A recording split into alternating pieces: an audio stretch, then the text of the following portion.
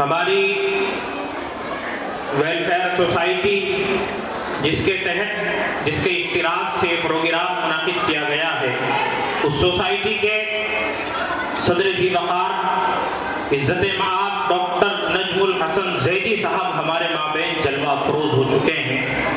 हम आपकी आमद और आपकी सरपरस्ती का दिल की गहराइयों से शुक्रिया अदा करते हुए आज की इस बज़्म में आपका खैर मक़दम करते हैं।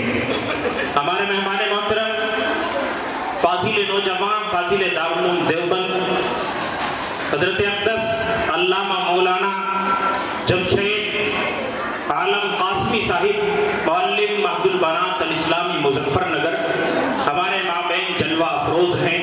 हम शुक्रिया अदा करते हैं कि आपने अपनी गोनागो मसरूफियात से वक्त निकाला और इस प्रोग्राम को ज़ीनत बख्शी।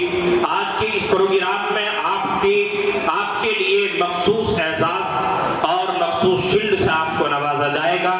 आपसे गुजारिश है कि तशरीफ़ लाएँ और तंजीम के सदर मोहतरम से हम गुजारिश करेंगे कि तशरीफ़ लाएँ और अपने मेहमान मोहतरम का एजाज़ फरमाएँ। नई नस्ल के जहनों में उर्दू ज़बान की अहमियत व अफादियत को उजागर करने और